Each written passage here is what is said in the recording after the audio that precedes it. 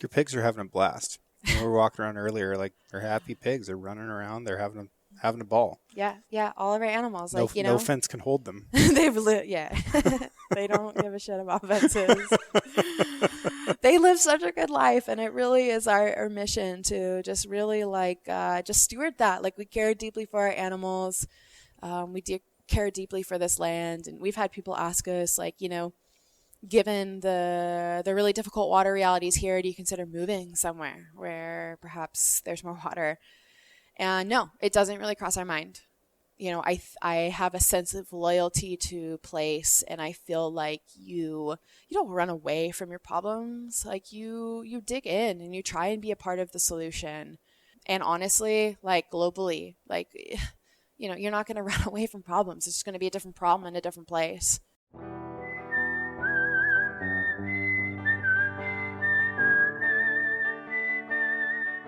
These are stories of outdoor adventure and expert advice from folks with calloused hands.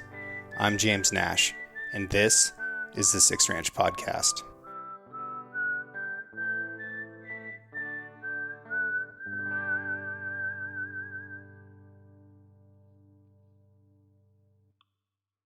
The Six Ranch Podcast is brought to you by Sig Sauer. SIG is a leading provider and manufacturer of firearms, electro-optics, ammunition, air guns, and suppressors. For over 250 years, Sig Sauer Inc. has evolved and thrived by blending American ingenuity, German engineering, and Swiss precision. Today, Sig Sauer is synonymous with industry-leading quality and innovation, which has made it the brand of choice amongst the U.S. military, the global defense community, law enforcement, competitive shooters, hunters, and responsible citizens. Sig Sauer is also a premier provider of elite firearms instruction and tactical training at the Sig Sauer Academy located in New Hampshire. For more information about Sig Sauer and its complete line of products, visit sigsauer.com. My hypothesis is that those plants developed a toxin to warn animals not to eat them. Totally. Over thousands, millions of years. And now people just do it for a thrill. And I sweat like so much if I eat like some ketchup is too spicy. It's embarrassing. It's horrible. Okay. Cate Havstad. Is that Danish, Norwegian? Norwegian. Norwegian. Yeah. What's it mean? Home by the sea. Yeah. It's pretty beautiful. Yeah. Yeah. I lived in Occidental California for my whole youth. Yep. Which is right on the coast. And then I went to school at UC Santa Cruz, and then I spent some time living in Vancouver, BC. I lived in Buenos Aires on the water. I feel like I've always lived on the water until I moved here. And we're a ways from water here. Kind of. You know, 2.5 hours to get to water. No, 3 hours to get to water. There's rivers, there's some creeks and stuff. Yeah. Yes, I definitely seek the rivers. Yeah. I don't get to Central Oregon very often. And the way I drove today, I went through Fossil and some of that country. It was so beautiful. So beautiful. But coming out of Heppner, you know, Heppner was settled like between 1870 and 1890 primarily by Irish because it reminded them of home. A lot of immigrants stopped in places that reminded them of where they were in Europe. So it's like green rolling hills. Of course, it's August right now. It's brown rolling hills right now. But I was thinking about it from the perspective of pioneers or early explorers. And you're coming across, you know, out of the Blue Mountains, which would not have been an easy crossing. And then you get into this nice rolling prairie that's just, you know, easy traveling, no big deal. And then all of a sudden, you see the Central Oregon volcanoes with snow and ice on them that's been there for 2 million years anyways. Yeah. Like, oh my God, what are we going to get into? Like, how is this possible? You'd just be like, we'll just stop here. Right. And then as you go, the land suddenly breaks up into all these canyons and buttes and plateaus, and you start seeing more volcanic rock.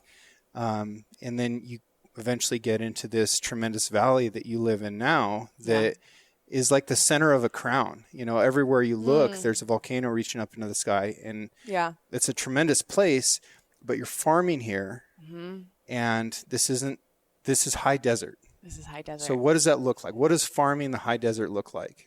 Well, I have to say, I love your analogy about this being like the center of a crown, because this is being surrounded by everything we are surrounded by here feels very, I feel very fortunate to live here, really. Farming in the high desert, what does that look like? Well, it's looked really different every year. Yeah. To be honest. So I started farming with Chris in 2014. Is when I joined his farm, which was previously Juniper Jungle Farm, and he was leasing land east of Bend, right up against the Badlands, actually, right before you were to hit the Badlands. And he had been farming for several years prior to when I showed up. In that first farm, Juniper Jungle, he started on really just a few acres and was, a market-style gardener. So he's growing vegetables, row crops, high intensity for CSA, farmers markets, those sorts of things. And each year he just kind of kept growing more and more. And potatoes was actually the crop which was really the impetus for him to start scaling. He had gotten a wholesale contract to grow potatoes for Deschutes Brewery for their French fries. And that's when he started leasing more acreage and growing more and more.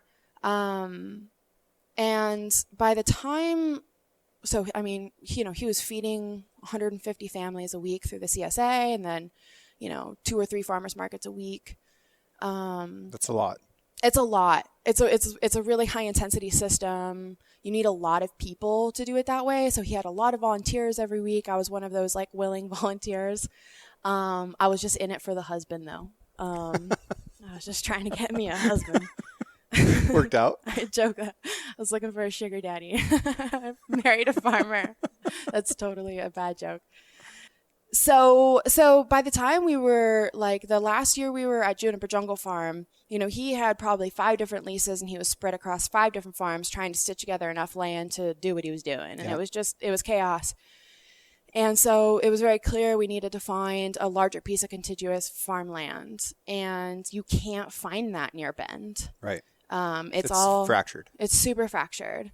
It's still EFU land, and we could definitely talk about what I think about all that. Let's do. What is EFU? EFU, exclusive farm use. It's a thing that has really kept Oregon from becoming a California or an Idaho. Yes. And there's, it's good that we've got EFU designation, and we're really trying to protect that. But it's tricky when you get into a region like Bend that's, EFU land. 80% of the parcels in that district are 10 acres or less. Yep. So, there is a handful of vegetable farms growing like we used to grow, producing a lot of food on small parcels like that. Most of them are not actually agricultural families, but it's a really handsome tax break that you get with the EFU designation. So people are preserving, they are using irrigation waters to preserve their EFU designation to get those really handsome tax breaks. Yeah. And another thing that EFU protects is that you can't break up a 160-acre parcel to something smaller. And that's what we see definitely, like if you head towards Boise, you'll see a lot of ground that was farmland a few years ago, and now it's subdivisions. Yeah. And I don't know all their land use laws. I'm not a land use attorney. Yeah. But they don't have those same protections. So you can take something, 160-acre cornfield, and you can bust it up into 500 houses that look very much like the one that's on both sides of it. Yeah. And we've got to have places to live, but we've got to have food to feed people. Yeah. And food comes from acreage. What you're talking about with the contiguous land and the scalability has a lot to do with the efficiency of a ranch. If you have to, or farm, if you have to travel your equipment to another place that, is miles away, you're losing efficiency in a tremendous way in an area where, you don't have much margin to begin with. Yeah, growing vegetables is not like a big margin business. Sure. I mean, how much does somebody pay for, like a head of broccoli, you know? Man, they'll haggle with you at the farmer's market for it. There's some days I'd be out in the field harvesting kale, and I would be like, if any mother haggles me on the price of this kale today, I'm going to lose it. No, so yeah, like we were figuring it out. Like those years were pivotal in us figuring out how to scale farming. Yeah. And we learned a lot in those first few years. We did not make any money in those first X amount of years. Chris has accumulated equipment every year, and we've been able to keep going. But that scale wasn't working. Right. And we did need to consolidate. And that was what pushed us to be like, we need to find a larger piece of farmland somewhere. And farming in Bend is actually significantly harder than it is here. Like, we're close together in mileage, but we do drop in elevation when you come into this valley here.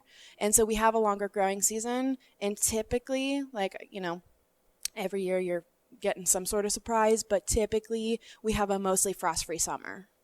So a lot of these crops, that you really need that full season from, say, June through at least August, if not mid-September, of no frost. Yep. We can have that here. So this is what I would call prime agricultural lands, Jefferson County. And so when we moved here, the farming model really started to change. So we stopped doing CSA, we stopped doing farmers market, and we really focused on becoming wholesale growers. Yep. And that's been the journey, since we moved to Madras in 2017. That's a hard thing for people to do, is to make that transition.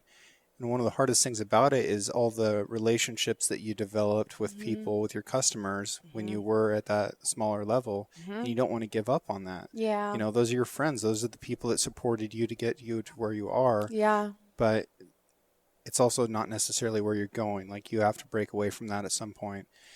And what we acknowledged and saw was already happening, which is fantastic, which is that style of market farming, it's often the gateway for young or new farmers to get into farming. Sure. You can do it on small acreage. You don't need a lot of equipment.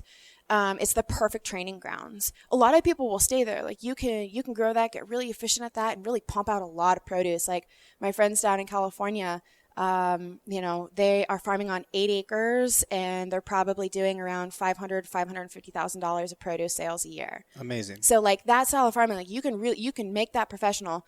There are a lot of people, though, that that's your gateway to get you in. And then, like, a farmer like Chris, he's evolved from that to learning the skill set to really grow a lot of food at scale. And that's a different skill set. It's different infrastructure. It's different equipment, different mindset, different relationships.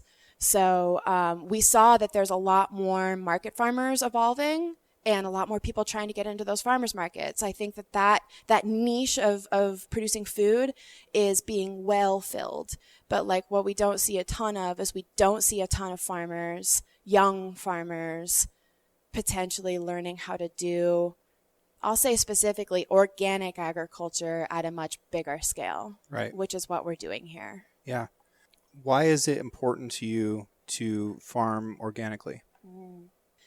Whether you use the word organic or not, I think one of the greatest ways to produce food is trying to do it in nature's image. Like, trying to create your systems, in nature's image, like really following what would be natural processes for normal ecosystems health. And organic is just this like word for natural farming systems. Right. And now it is a regulated term, so it has that layer of things on it. So, the word organic is just one that we use that most of the population understands what that means. So most of the population understands what organic is that you're not using certain pesticides, certain herbicides, certain fungicides. I will say that the organic standards does allow for the use of certain things that we don't use. Right. So it's less about the word organic. It's more about like we are definitely a beyond organic. So when I, first started volunteering on Chris's first farm, what actually attracted me the most was that he was farming based on biodynamic principles. Mm-hmm. And that's a whole rabbit hole. But, biodynamics is a form of natural farming systems that, I mean, you're taking into account, you know, you're looking at your farm as its own microcosm, its own ecosystem, and you want to create a form of self-sustainability within that system. So, you know, ideally, we're not bringing any inputs in that we need for fertility, and there's really no waste of this system that we're having to dispose of. So it's a lot of crop rotation, using different animals to propagate different forage species, and then, you know, ideally taking a crop, a harvested crop from all of that. Letting both the cover cropping system and the integration of livestock is key in biodynamics. You know, and now people are using this word, like regenerative agriculture is becoming like more of a term people are using. But in biodynamics, which was like really our first love, the integration of livestock on your farming ecosystem is absolutely critical for ecosystems health. The first person to use the word biodynamic with me was Stephen Smith after he was down here, and God bless his heart, he was trying to explain it. Because I was like, what kind of hipster term is this, biodynamic? And he drank he the Kool-Aid. He tried. He goes, I'll never forget it's this. It's like the stars and the moon. No. He said, it's like the original organic farming. I was like, I'm pretty sure farming was the original organic farming, dude. Like, what are you talking about? He was trying. Totally, you know, I'm beating up on him here. But yeah, it was funny. But, you know, as an example, think of like animal and crop rotation. So you have some plants that fix nitrogen in the soil. You have some plants that fix carbon in the soil. You have some animals like chickens that scratch up the surface, and chicken manure has different properties than, say, pig manure, and pigs reach a different level of soil surface when they're disturbing it and foraging in it. And then you have cattle that do an entirely different thing. They've got a whole world of fungus and bacteria in their rumen. Totally. Yeah. Chicken poop is really high in boron. There's a few different nutrients that chicken poop is really high in. That's just like incredible as a fertilizer. Right. Boron also makes the finest fly rods in the world. Hey. Yeah. Wow. Yeah. We need more boron. More chickens. Yeah. No. No, it's, you know, and it's like biodynamics. So, you know, you want to have this, like, our goal is to have a closed loop farming system. So we're producing the fertility that this land needs for optimum health. And then the land is producing everything that we need to sustain all the beings that are living on this land for their optimal health. And that's humans and animals and like the greater community. Sure. So it's definitely like, it's mindset about like true health, like true wealth. And people listening to this, they're like, okay, it's a closed loop, but you're taking a harvest. So like something is coming off the land. So what is that thing? Yeah. And this is a really interesting thing to talk about right now, because that thing that is coming off the land isn't actually coming off the land. It's coming out of the atmosphere. Yeah. What you're bringing off of it is sequestered carbon. Yeah, absolutely. I mean, it's just like, you know, photosynthesis is magic. I think about this all the time. Yeah. Like, we are just harvesting the sun. Right. That if you're a good farmer, if you're a good rancher, you're just like, you're optimal, you're photosynthesizing optimally. Yep. That's your goal. Yeah. You know, I'll tell you, the first exposure I had to biodynamics was, well, I'll add that we are currently drinking this biodynamic wine. It's very good. It's very nice, right? It's got something special. But I worked at a winery in Santa Cruz. Just so the folks know. Yes. Where did this come from? So this came from Hiyu Winery in Hood River. Yeah. And how's Hiyu spelled? Hiyu. Okay. And Nate in China, who started Hiyu, are really special people. They're really, they are craftsmen and craftswomen, and they care deeply about like the land that they steward and the wine that they make. So shout out to those guys for making a wine. really nice wine. We really feel fortunate too. We sell them hay for their animals and some straw for their bedding, and they always hook it up. So animal agriculture is part of their viniculture. Absolutely. Yeah, they integrate the sheep and the pigs and the cattle into the entire system, and amazing. Their wine and their grapes do fantastically, and their farm just looks like such a magical haven. That's awesome. And so my first exposure to biodynamics was through wine. So a lot of people are first exposed to it through wine. And, you know, the wine business is all about terroir. It's all about that like essence of place, that it is hard to put a word to it, but there is something geographically expressed in that product coming off of that land. And so it does make sense that, people who are very into wines are familiar with biodynamics, because biodynamics is all about creating this really healthful, like vitality rich land that expresses itself in the food coming off of that land. And so my first aha moment with it was we were doing a tomato testing. The winemaker, he had us taste a tomato that had been farmed on the same piece of ground next to this other tomato, but it had been farmed organically and just sort of like in a normal system. And then he had us taste this tomato that was grown biodynamically, same land. And there was absolutely just something like you could not describe that was like different about the vitality of this tomato. They were both beautiful, great tomatoes. But that was sort of like the day that I felt like I tasted a difference in vitality, I guess. Which sounds so hippie, but like I swear I'm like a very legit agriculturalist too. I think any agriculturalist is part hippie. Yeah. And I find the same thing with the hunters that I admire the most. Yeah, there's some spirit in all of it. Sure. Yeah. Sure. Yeah. And I'm occasionally guilty of it myself, and I'll make fun of everybody. Yeah, absolutely. Yeah, all along the way, myself included.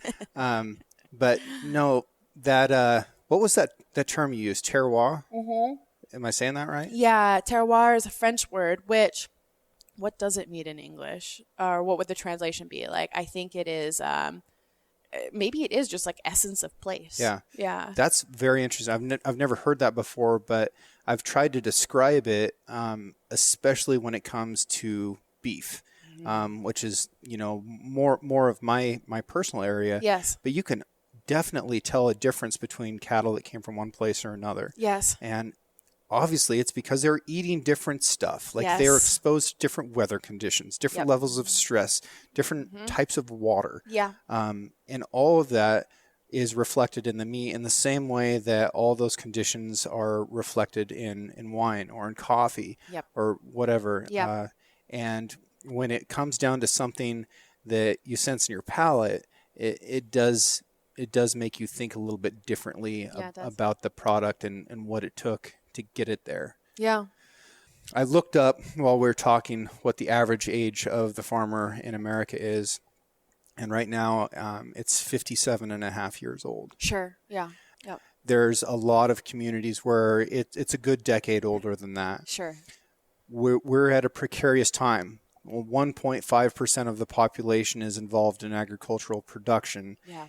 The other 98.5% are involved in consuming agricultural products. It's a big population. And then we have, the people who are producing it are at retirement age. Yeah. This is a problem. Yes. The aging population of farmers is, we are living it. Like Chris and I are definitely one of very, very few young farmers in this region. In Jefferson County, this is the second largest irrigation district in all of Oregon. Like this is farming central. And I would say the average age of the farmer here is definitely more into the 60s. Yeah. I tell people that that anyone is never more than 7 meals away from anarchy. For real. Like the pandemic, there were like real crystal clear moments where I was like, oh my God, maybe people will like get it now. Yeah. No.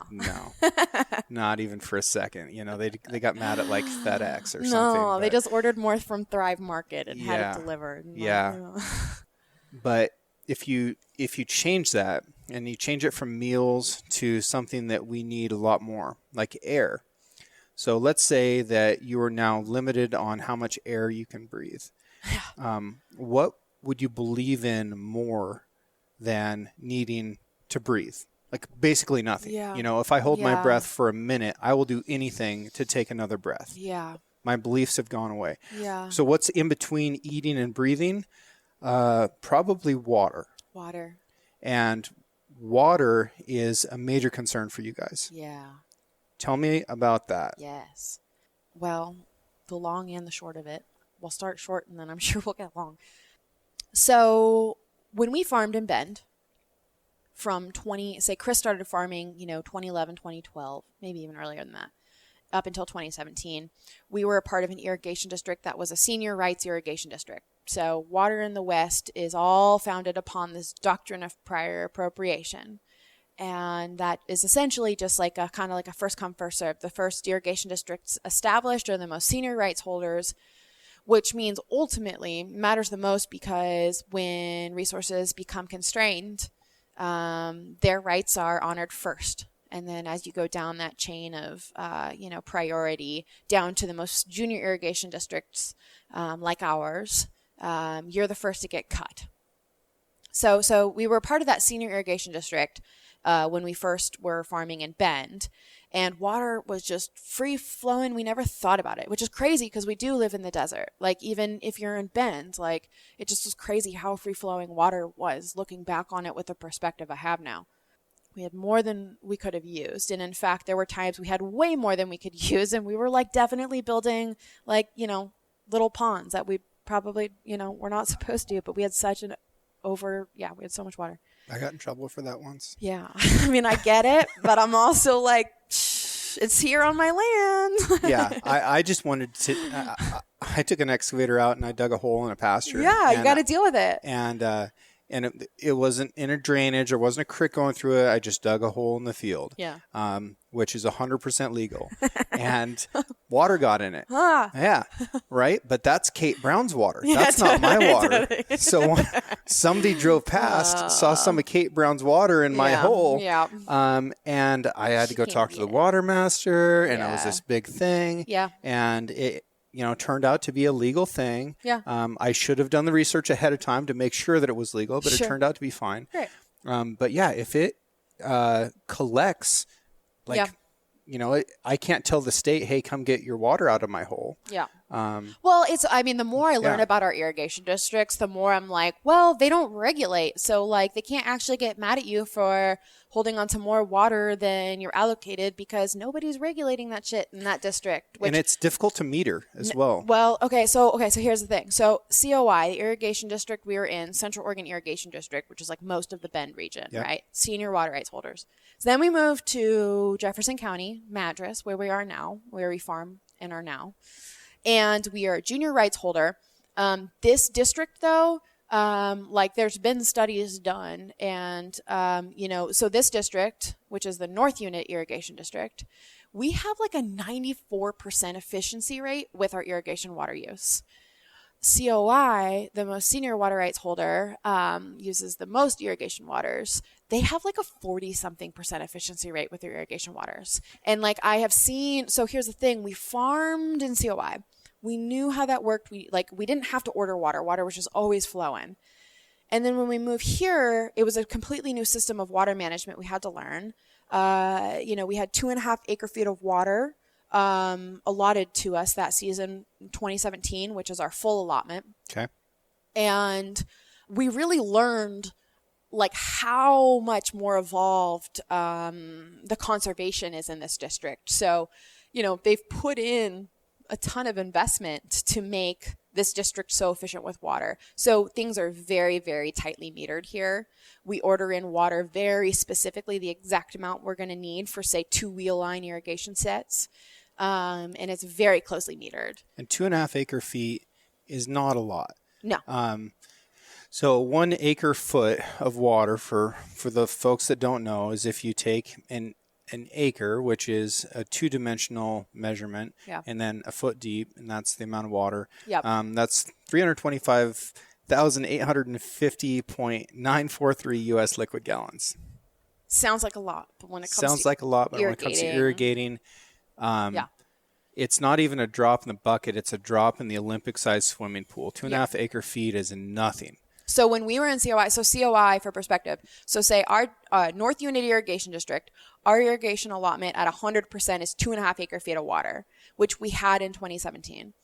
The COI Irrigation District's allotment is really more like 5 to 6 acre feet of water. Yeah. And this is, again, in like a very urban area.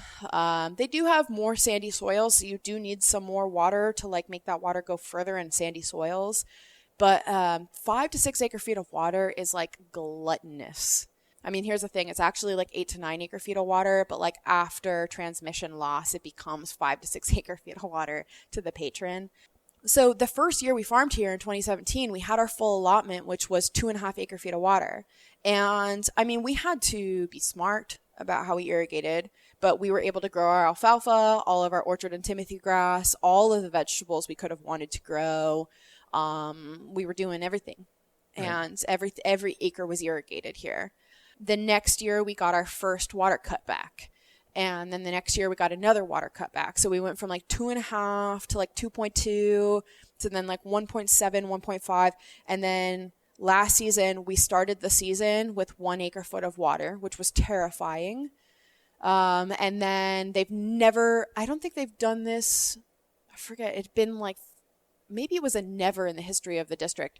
They did 2 mid-season cuts. So you started the season with 1 acre foot of water, and then in July, they cut our water twice within a month, which when you're a farmer working with like not enough water, like you have your acreage planned down to the last drop of water you're going to have to irrigate it with. So to go into your season with a plan and then have that plan allotment cut twice, it was like chaos, honestly, in Jefferson County. And then, so last year we started at 1 acre foot of water. It was cut back to 0.8 acre feet of water by the mid-season. Then this season, 2022, we started the season with 0.5 acre feet of water. So less than 20% of our normal allotment. And here's the kicker. You have to pay for 100% of your water allotment. So every year we've had, say, 1 acre foot delivered or half an acre foot delivered. You're paying the irrigation district for 100% of your allotment. So you're paying for a product that you need that you're not getting. No. The situation for farmers is like really, well, it's why I care so much, which is why kind of accidentally, reluctantly, but out of necessity, I have become very much an agricultural advocate because these water issues, they are...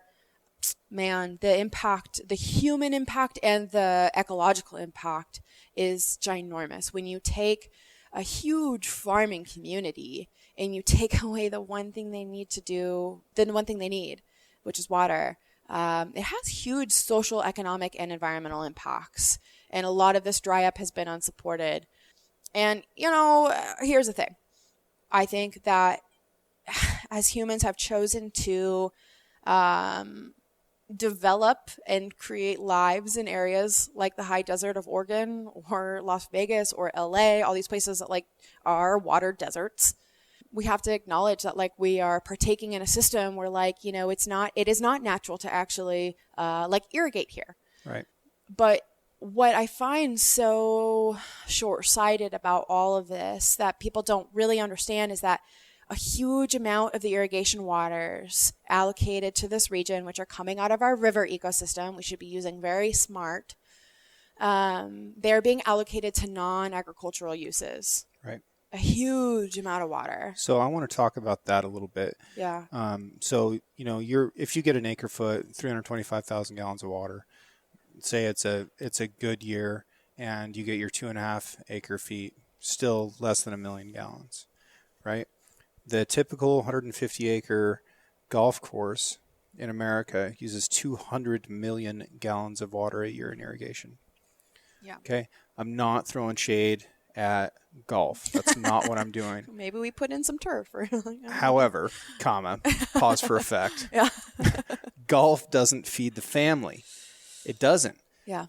Do you have any idea how many people Casad Family Farms is feeding? Oh my God, I should try and do that math. I did recently the amount of tonnage of food we produce on this farm. Okay. Now, so I'll try and differentiate both human food, animal food. So I would say at this point, we are producing approximately 200 tons of human food. Okay. A year. That would be conservative. Yep. And then probably on top of that, another 250 tons of animal food, which then becomes, human food. And we're doing it all organically. We're doing it, I call us conservation farmers. So, I mean, like we make our management decisions here based on not just the economic, equation. We're also making our decisions based on like our ecological impact. So when it comes to Okay, let me tell you how many golf courses there are in Central Oregon. There are approximately 25 or 26 golf courses in like the Greater Bend region. We are in a desert. That's a lot of golf courses in the desert. And then, there's been this proposal. I've been very vocal and public about opposing a development, which has actually been contested for 17 years. It's called the Thornburg Resort. And it's a development which would be building a lot of, one-night lodging units, a clubhouse, 3 new golf courses, and something like 6, private lakes, all with primarily groundwater. And I think there is some irrigation water that is a part of the like trade system to get the groundwater. Wild. And it's been so heavily contested, and this developer just keeps pushing for it. We don't need 3 new golf courses here. The farming population is struggling so hard. It's just so wild to think about in these times of extreme resource constraint, what our societal priorities are. And I mean, there will come a time probably in which those primal needs of like safe water, safe food, and clean air like become things that people really understand. It's like the few things we truly need. So you and your husband, with less than 1 million gallons of water a year, based on some quick math here, you're producing all the food that basically would give people all the food that they need, one person, for 200,000 days a year. Yeah. Yeah. Yeah. So we grow a lot of food with not very much water. Yeah. So, I mean, we're very efficient. 200,000 by 365. And that's how many people you're feeding. And, we've refined what crops we grow here, understanding what our constraints are. So we are picking the crops that are going to be resilient to our situation here, which, our gateway into farming was vegetables. Like, we love to grow vegetables, but we've always incorporated animal agriculture because it's like just a fundamental of having an ecosystem of optimal health. Yep. But as water has gone away, what has become very clear is like to have the greatest ecological impact here, given the context that we're in right now, increasing our animal agriculture is our farm's answer to survival. This season we were contracted to grow probably 40 to 45 acres of potatoes. We only planted 10 acres, which Chris kind of like even snuck that in. I was like, okay, I think we can do like 4 to 5. And he just planted 10 because, he just wants to grow potatoes. Potatoes are a tricky crop. Yeah, they are. You have to be very skilled to grow potatoes well. But one of the funniest things about potatoes to me is that they love nothing more than a place that used to be sagebrush. Yeah, totally. Yeah. Yeah. We always, before we come in with the potatoes, a part of our organic crop rotation is we won't return to a parcel for at least 5 to 7 years with the same crop, right? Okay. Yep. With any crop. Mm-hmm. Yeah. Yep. So if we did potatoes, 1 year, we won't come back to that land with potatoes for 5 to 7 years. Mm-hmm. So like that time of dormancy that it's probably had on a sagebrush land, right, benefits the potatoes. Yeah. They're prone to the fungal blights. But yeah, it's, and it's just like a funny thing to touch on though, because like we do live in this time where like there's some very slick marketing going on to make people feel like animal agriculture is the problem. And cow farts. Yeah, cow farts are the problem. I'm like, no, it's not. all the other unhinged extraction of resources that we have yet to deal with. Yeah. No, and it's like what's so funny about that. That very loud but small population of people really talking down on animal ag, I think that they live very, very far away from the land. I think that they care. I think that if they were to spend more time with ranchers like your family or farmers like us, they would find far more in common with us than differences. Oh, totally. And it's just they have a misunderstanding of how animal agriculture in a thriving system works. For sure, there are negative models of animal ag I don't support. I don't support putting a bunch of pigs on a cement floor in a building and producing pork that way. But is there a way to produce pork outside in nature's image with grains grown locally and with the least environmental impact possible? For sure. So we're trying to do more of that. So anyways, it's just funny that, we were vegetable farmers and like we saw our trajectory as being more and more of that, organic vegetables, but really to have the greatest ecological impact here, it actually is asking us to do more animal agriculture and to do it responsibly. So if we're going to raise cattle, we're going to do it holistically. If we're going to raise pigs, we're going to grow all of our own grains here organically, and we're going to feed our pigs, a feed mix that is non-GMO and it is not sprayed with herbicides and pesticides, and has kind of the lowest stress life possible. So your pigs are having a blast. We were walking around earlier, like they're happy pigs. They're running around. They're having a ball. Yeah. All of our animals, no fence can hold them. They don't give a shit about fences. They live such a good life, and it really is our mission to just really just steward that. Like we care deeply for our animals. We do care deeply for this land, and we've had people ask us, given the really difficult water realities here, do you consider moving somewhere where perhaps there's more water? And no, it doesn't really cross our mind. I have a sense of loyalty to place, and I feel like you don't run away from your problems. Like you dig in and you try and be a part of the solution.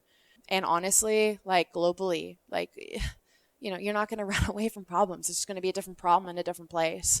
So, here we have a big problem to solve, which is mismanagement of irrigation water. There's been studies done in this basin in which there has been identified there is enough water to serve the river ecosystem and the farmers if we were to be managing water more efficiently here. Yeah.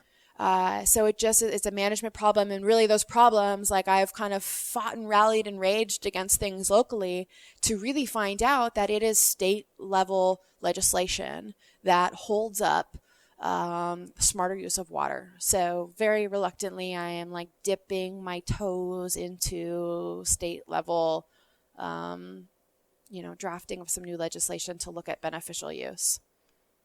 Okay, well, there's the governor's job might do might not. Be available. Nope. Yeah. I don't want office. I just want to write some legislation and sneak it into the right person. New year, and new Kate? No, hell no. Don't want it. At some point, though, Yeah. A lot of people step into that role for that reason. I know. Because no one is coming. I know. When you take a good look at who is in legislation making rules, you're like, oh no. Yeah. We got to get some people in there. Yeah. It's not the brightest people. It's just people who just ended up in the legislature. They're not that intelligent. I think a lot of people walk around thinking that we have some higher powers handling things. Man, no, it takes a lot. It takes civic engagement. It takes care. And I think, a family like yours who has been in your area of Eastern Oregon for so long, you have a deep loyalty to protect place. And I'm new to this region here of Central Oregon, but my loyalty for this place has gotten really deep really quick. Yeah. So. Well, you have a codependency. Yeah. We all do. Yeah. Just some people live closer to it and understand that connection more. And then, a lot of people, it's amazing. We have some groups of kids come out here from more inner city schools, and I just understand if they aren't exposed to nature and farming and ranching at a young age, you can go a really long time in life, literally not understanding where food comes from. And I was very fortunate because I had a childhood where I was exposed to this stuff really young. So, I have a lot of hope in the next generation. We got to teach them. We got to show them. And, we being of this age bracket, I don't know exactly how old you are, but you're in your 30s. Mm-hmm. 36. 36. Yeah. You and Chris are the same age, I believe. Yeah. No, he's not quite 36. He'll kill me. Yeah. I just turned 32. So we are, in our young 30s. Right. And I think that there is some batons being passed, and we have to learn how to engage. Well, there has to be, because there's a 30-year gap between the most common-aged person in agriculture and us. Yeah.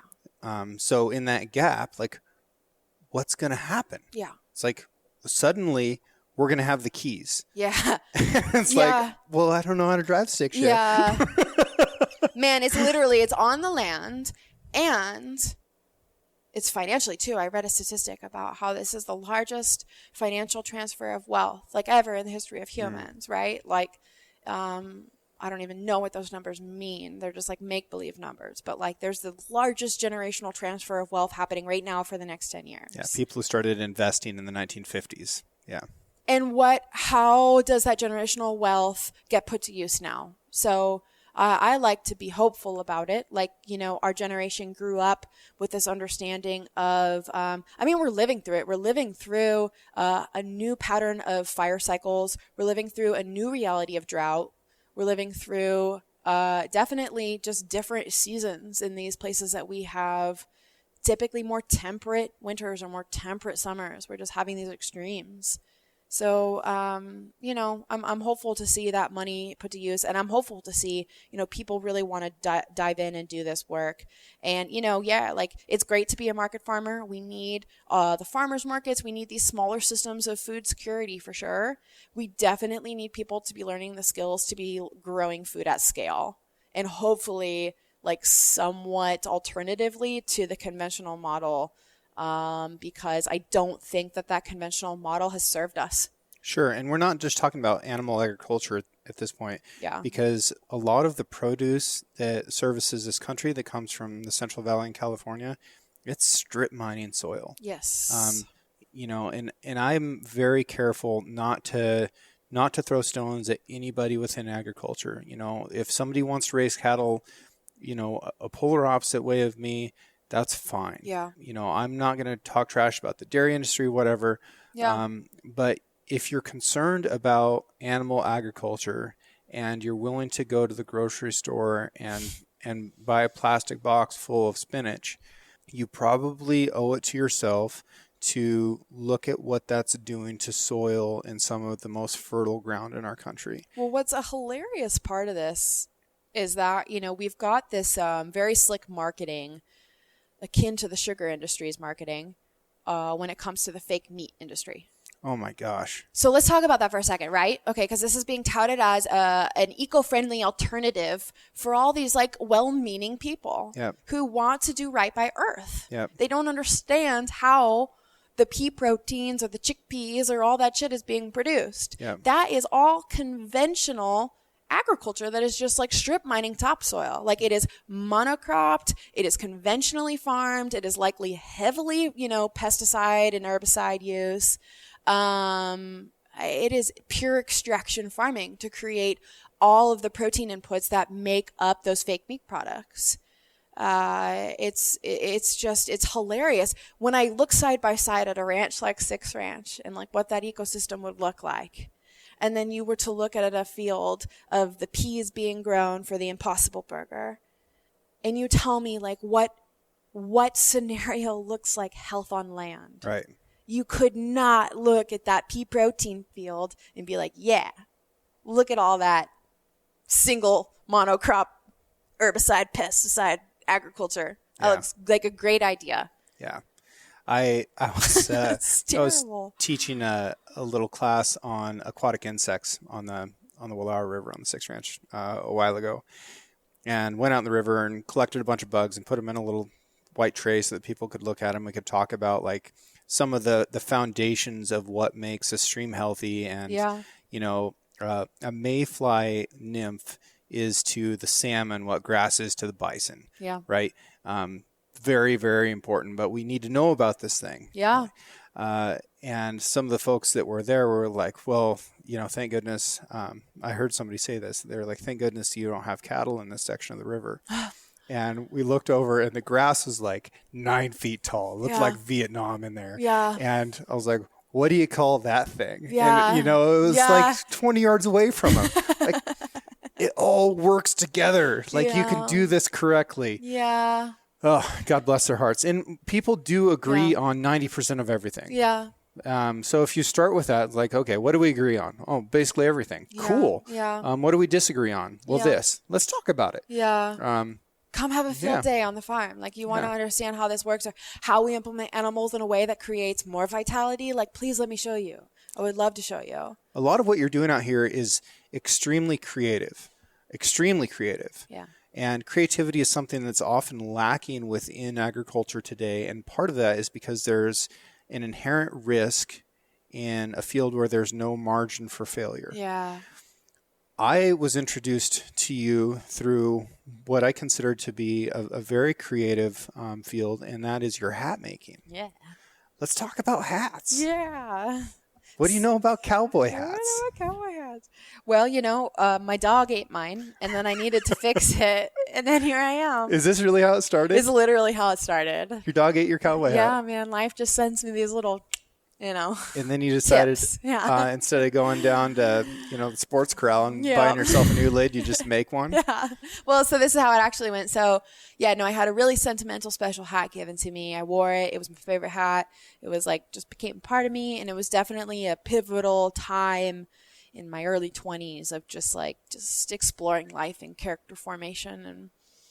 And I was trying really hard to be Canadian. I was living in Canada without a proper worker's visa. So I was working under the table. I had 3 different jobs. I was working at this really shady bar that my friends were concerned about me working at it. I could tell some stories about that place. People thought that I was running from the law. They were like, "Why are you here?" So I did a bunch of jobs. I was living in Canada. And it really wasn't working, but I was being stubborn. And then one day I came home from one of my 3 jobs, and my dog Charlie had chewed up my favorite hat. And Charlie, she was, a messenger. Yeah. In a lot of ways. Yeah. So she chewed up my hat, and I really did. I just I broke down and cried, and I just was like, it's not working. I'm not supposed to be Canadian. And so then I literally packed up my Jeep and moved home the next day. I went back to Santa Cruz. And I was on this hiatus from college at the time. I was just trying to figure out life. And but the chewed up hat was just all right, it's just not working. It was just the straw that broke my back. And I just decided to move home. And so I moved back. I decided to finish college and get my degree.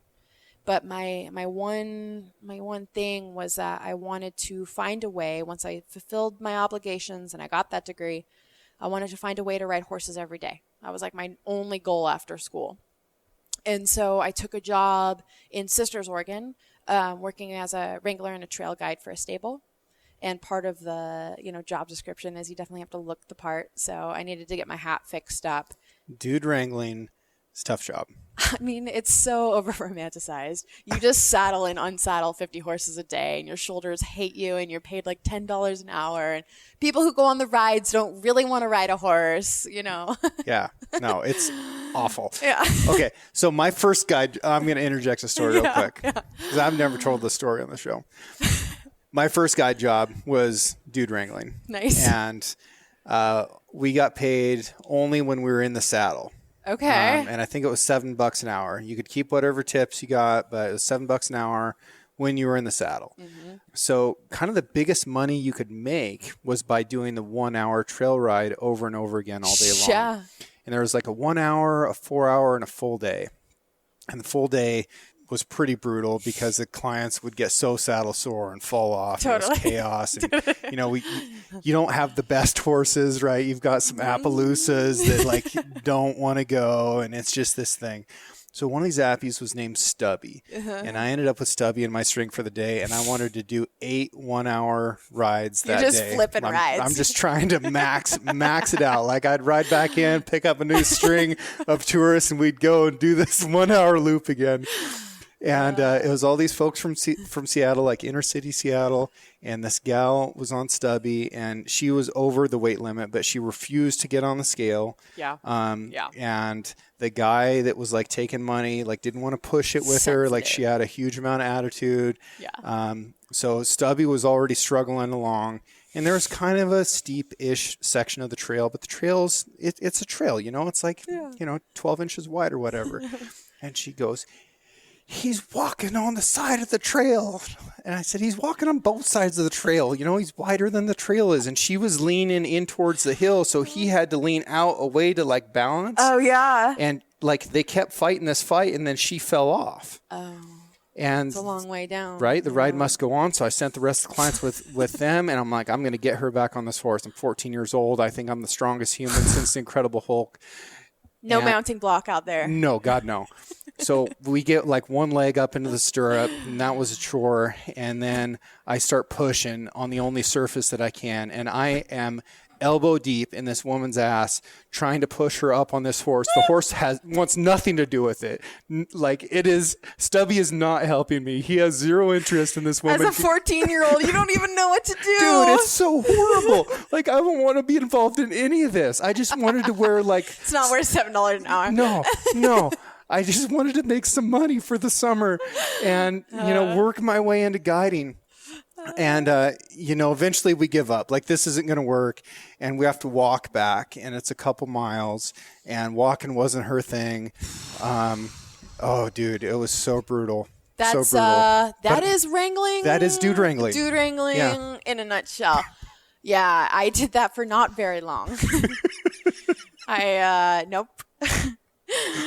Yeah, I could make more money waitressing. So I was like, all right. So no, but I mean, it worked out because ultimately, like, I ended up in Sisters, and I was doing that in the morning times. And then by, midday, I was, so I had found this hat maker who was willing to take a look at my hat, see if we could fix it up. Okay. Turns out to be way too far gone. Like, you can't bring a hat back from like dog. So were you guiding with this chewed up hat on? I don't remember what I had I think I had like some shitty wool as an interim. Okay. And then yeah, the hat maker was like, no, we can't bring that back, but we can recreate it. Gotcha. Like, that's what a custom hat maker does. It's like, whatever you want, like, we can create it. Yeah. So we recreated my hat.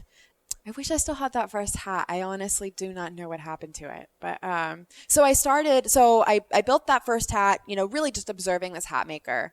And I just was sort of like, can I keep coming back? And he said, sure. He was just working by himself in his little garage shop. And I think he liked the company and thought it was endearing. I was interested.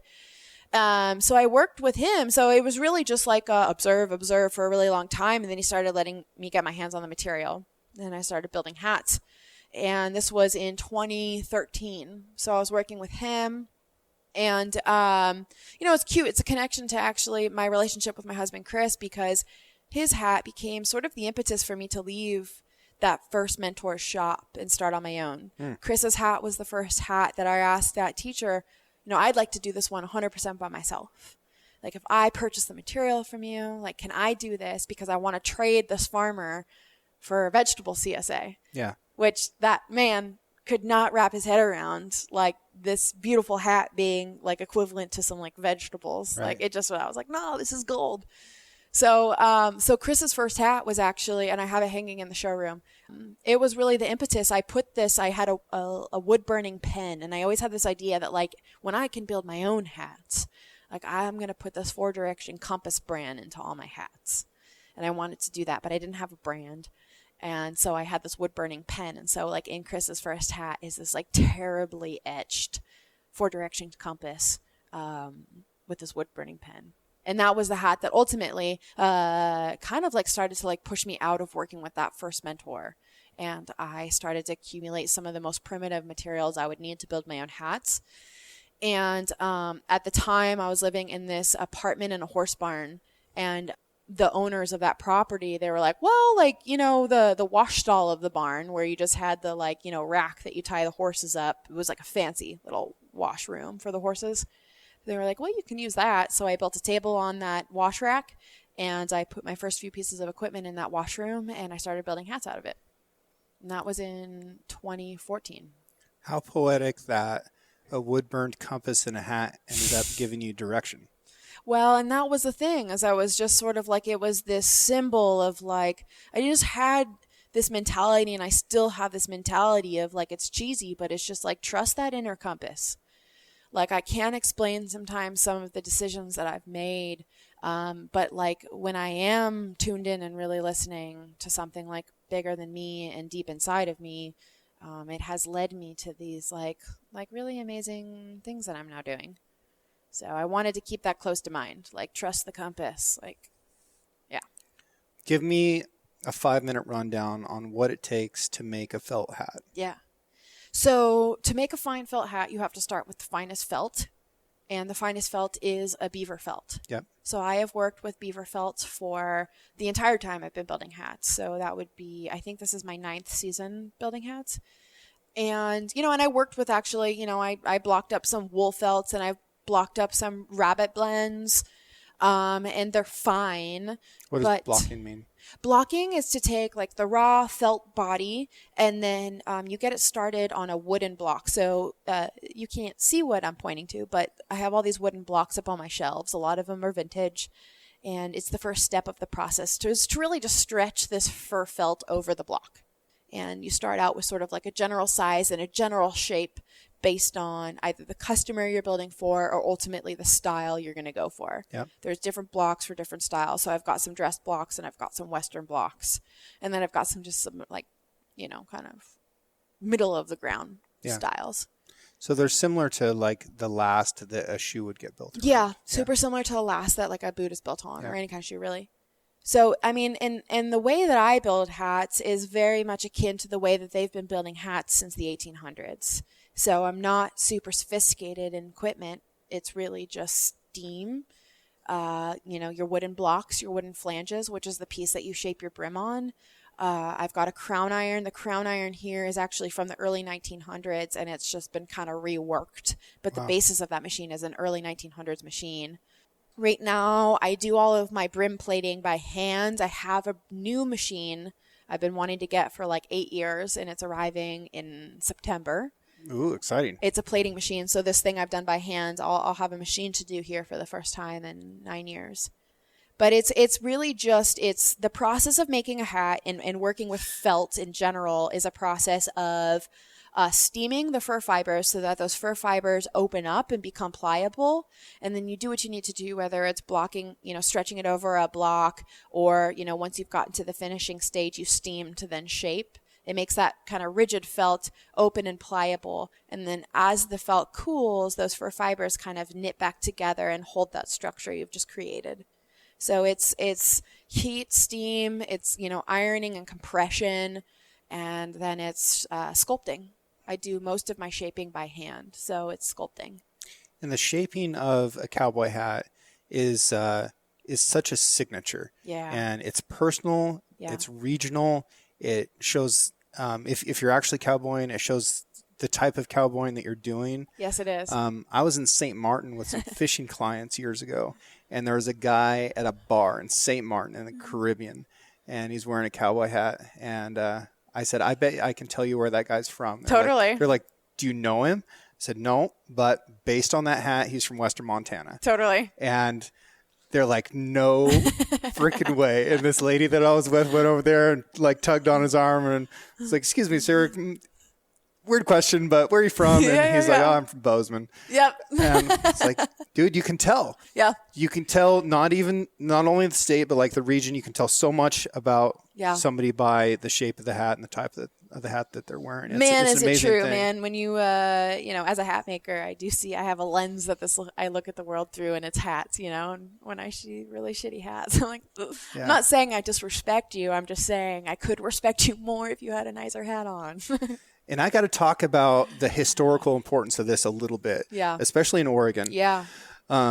So John Jacob Astor founded an expedition just a couple years after Lewis and Clark, and he sent one group overland to the mouth of the Columbia and one group around South America in a boat to the mouth of the Columbia and founded Astoria. At the time, he was the richest man in the world. Yeah. If you changed his currency to today's currency, he would still be the richest man in the world. Mm-hmm. And he gained that wealth through real estate and through trading furs in New York City. If it were not for his expedition that founded Astoria, which later turned out to be the route taken for the Oregon Trail and the California Trail. Yeah. So it forged the way for westward expansion. Yeah.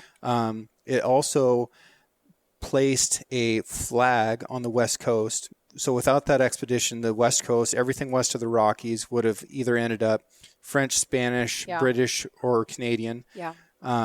Like completely changed the face of the country, and it was all driven by the felt hat, the beaver felt hat. Yeah. Isn't like, that incredible? The taste of fashion in Britain at the time, like right before the War of 1812, that changed the rest of the history of the world because of felt hats. Dude. And here you are carrying on the torch today in America. I love that you know this history, because really few people do actually know that history about really the establishment of the West and what a critical role the cowboy hat had in it.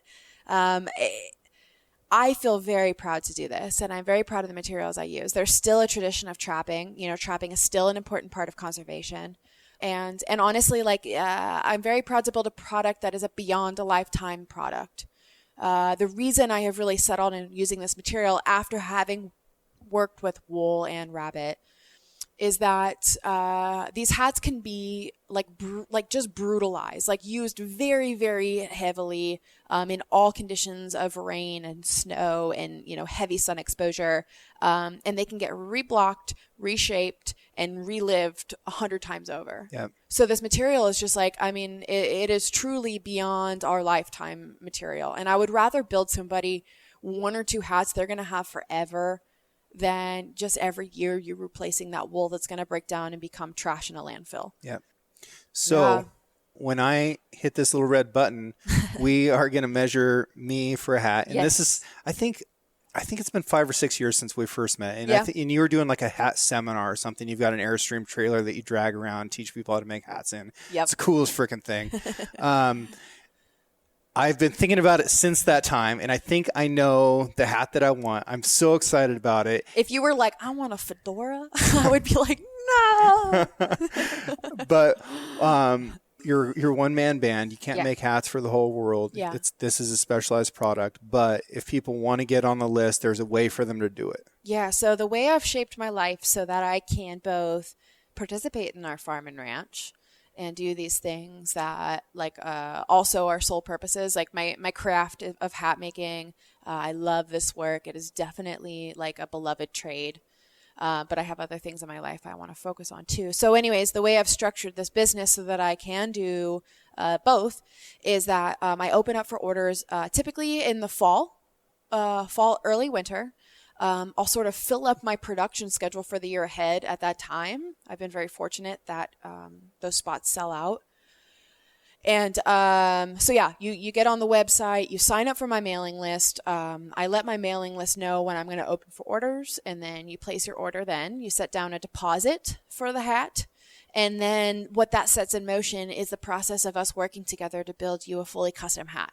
So it's custom in that it's custom fitted to your exact head shape, which we'll go through that process. And it's also custom design. So it's, whatever color you choose, whatever style you choose. We stamp the sweatbands with either like your name or some sort of like meaningful quote or memento. And then all the trim details, like if you want, a ribbon trim or a cool leather hat band or a cool beaded hat band. So, we work one-on-one to build that custom hat. Yeah. So I take orders, fall, early winter. I sort of work with my customers through the winter, early spring to kind of get all the custom details all together. I do, one big order of all my materials for the year. Better for me, better for my suppliers. And then I'm busy working on hats through, spring into early summer. It's kind of been my schedule. And then that gives me, the latter part of summer and the fall to really be fully present for the farm, which, come harvest time, it is a full family affair. Yeah. My in-laws come to town and help us, and our friends come to town and help us, and I really need to be. Your 18-month-old was up mobbing around on a four-wheeler when I pulled up. Yeah, my son Heston is in the combine getting all the grain put in with my husband. It's a team effort, so I got to be present for that, really. Okay, so people sign up for the newsletter. Yeah. And there will be a link in the podcast description for that, but in case you have a hard time finding that or you don't know what it is, can people do like a Google search for it? Yeah, I think if you just search like Havstad Hat Co. Okay. Yeah, I think I'm the only one out there with that name. Havstad. That's it. Okay. Yep. All right. Home by the sea. All right. Home by the sea. Yeah. Okay. Well, I'm excited. Let's do this. Let's do it. Okay. Cool. Thank you so much, Kate. You're so welcome, James.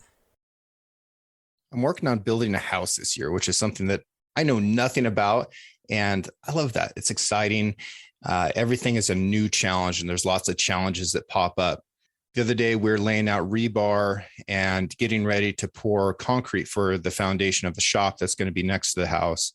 And one of the guys that was there that was helping, one of the construction crewmen, I looked over and he had a Stanley thermos sitting on the end of the trailer. I said, "How do you like that thing?" And he goes, "Oh, I love it. I've had it for a decade."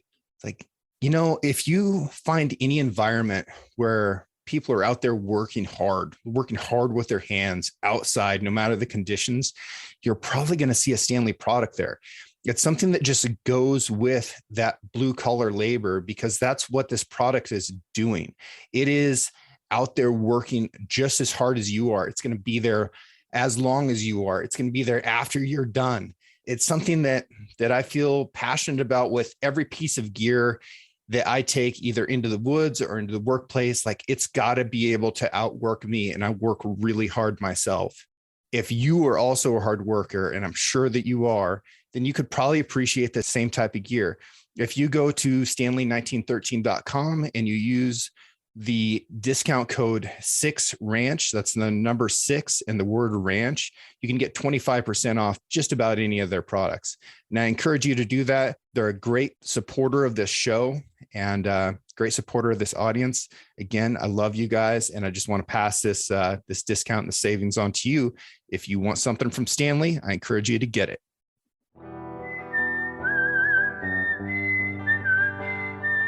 Thank you for listening. If you enjoyed this episode, please subscribe and share the show with a friend. You can also rate the podcast and leave a review. Your support allows me to keep doing what I love, which is meeting incredible folks and sharing their stories with you.